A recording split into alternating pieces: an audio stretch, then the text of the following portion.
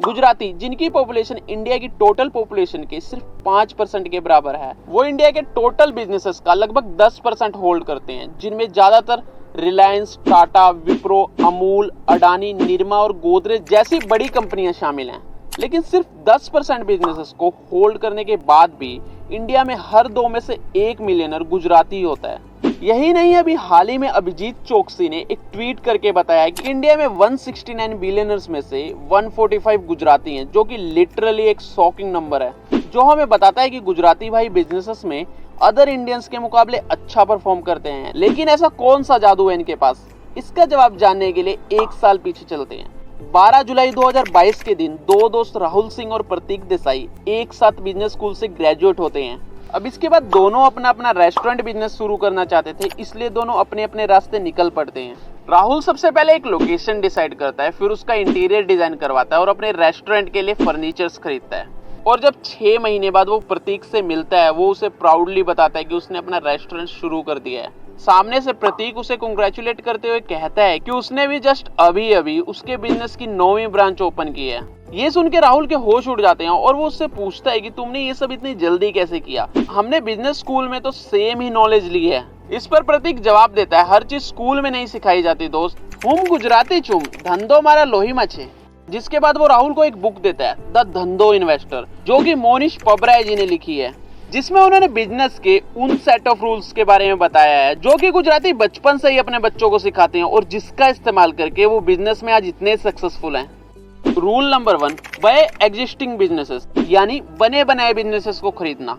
जहां राहुल ने नया बिजनेस सेटअप करने में 6 महीने का टाइम और बहुत सारा पैसा लगा दिया, वहीं प्रतीक ने एग्जिस्टिंग बिजनेस खरीद के अपना टाइम और पैसा दोनों ही बचा लिया। और 1972 में पटेल्स ने भी कुछ ऐसा ही किया था, जब युगांडा की गवर्नमेंट ने देखा कि उनके देश के ज्यादातर बड़े बिजनेसेस को पटेल्स चला रहे हैं, जिसके बाद पटेल्स उन्हें अपनी इकोनॉमी के लिए खतरा लगने लगे और उन्होंने उन्हें देश खाली करने का ऑर्डर दे दिया। जिसके बाद उनमें से ज्यादातर अमेरिका शिफ्ट हो गए। लेकिन अमेरिका जैसे देश में व्हाइट कॉलर जॉब के लिए ना उनके पास रिक्वायर्ड डिग्रीज थी और ना ही उन्हें इंग्लिश बोलने आती थी। उस वक्त यूएस में पेट्रोल प्राइसेस हाइक होने की वजह से वहां के लोगों ने ट्रैवल करना बहुत कम कर दिया था, जिसकी वजह से वहाँ होटल बिजनेस ठप पड़ा था और लॉस में होने की वजह से होटल और मोटेल्स के ओनर्स ने उन्हें बहुत ही सस्ते दामों में बेचना शुरू कर दिया था। फिर क्या था, पटेल भाइयों ने मौका देखा और एक के बाद एक मोटेल्स को खरीदना शुरू कर दिया। दरअसल मोटेल हाईवे पर बना 15-20 कमरों का एक छोटा गेस्ट हाउस होता है। वैसे तो दुनिया कहती है हाई रिटर्न्स के लिए हाई रिस्क लेना पड़ता है, पर धंधो फ्रेमवर्क इसके बिल्कुल अपोजिट है। ये कहता है रिटर्न तो हाई चाहिए पर रिस्क भी लो लेना है। और पटेल्स ने भी ऐसा ही किया, सिर्फ 10% की डाउन पेमेंट करके मोटेल्स को खरीद लिया, जिससे पैसा डूबने का रिस्क 10% पे लिमिटेड हो गया और रहने के लिए कुछ कमरे यूज कर लिए तो रेंट भी बच गया। जिसके बाद पटेल भाई ने सभी एम्प्लॉयज की कर दी छुट्टी और परिवार के साथ खुद ही काम पर लगे, जिस कारण वो अपने गेस्ट को अमेरिकी मोटेल ओनर्स के मुकाबले सस्ते में रूम्स अवेलेबल करा पाते थे और अमेरिकियों के लिए उनके साथ कम्पीट करना नामुमकिन सा हो गया था। फिर क्या था, अमेरिकी बेचते गए और पटेल्स खरीदते गए और ऐसे ही आज पटेल्स यूएस के 50% से भी ज्यादा होटल्स के मालिक हैं। दोस्तों, अगर आपको वीडियो अच्छी लग रही है तो इस वीडियो को अभी लाइक कर दो और आने वाली बेहतरीन वीडियोस के लिए हमारे चैनल को सब्सक्राइब भी कर दो। Rule number 2, invest in businesses having modes, मतलब ऐसे बिजनेसेस में इन्वेस्ट करना जिसमें कंपटीशन के मुकाबले एक कॉम्पिटिटिव एज हो। मोट किले के चारों ओर खड़ी उन ऊंची ऊंची दीवारों की तरह होता है जो उसे बाहर के लोगों से प्रोटेक्ट करती है। अब ये अलग अलग बिजनेसेस के केस में अलग अलग हो सकता है। जैसे डिफेंस सेक्टर में गवर्नमेंट से लाइसेंस लेना मुश्किल है, ये चीज यहाँ ऑलरेडी एग्जिस्टिंग कंपनीज के लिए एंट्री बैरियर्स का काम करती हैं। वहीं किसी प्रोडक्ट की अगर ब्रांड वैल्यू इतनी है, जैसे कि नेस्ले की मैगी, कि 36 कंपनियां मिलके भी उसका मार्केट शेयर नहीं ला पाए, यहाँ प्रोडक्ट की ब्रांड वैल्यू कंपनी के लिए एक मोट है। Rule number 3, focus on arbitrage. Arbitrage 3 types के होते हैं।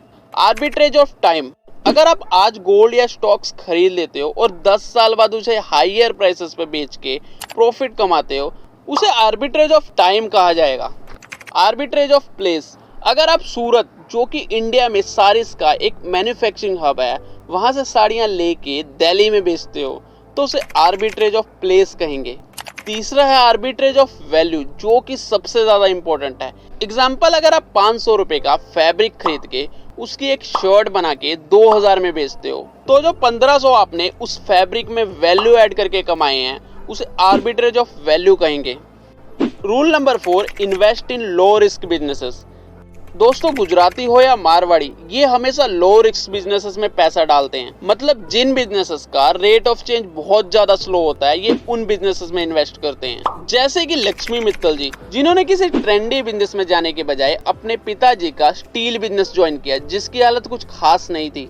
और कहीं ना कहीं स्टील बिजनेसेस में प्रॉफिट मार्जिन भी बहुत ज्यादा कम होते हैं, लेकिन फिर भी उन्होंने इस स्टील बिजनेस को चुना, जिसके पीछे 2 मेन रीजन थे। पहला, उनका फैमिली स्टील बिजनेस में इन्वॉल्व थी, इस वजह से उनका स्टील बिजनेस में एक्सपर्टीज होना, और दूसरा, ये बिजनेस कभी आउट ऑफ ट्रेंड नहीं होने वाला था। और आज उनकी कंपनी आर्सलर मित्तल दुनिया की नंबर 1 स्टील कंपनी है।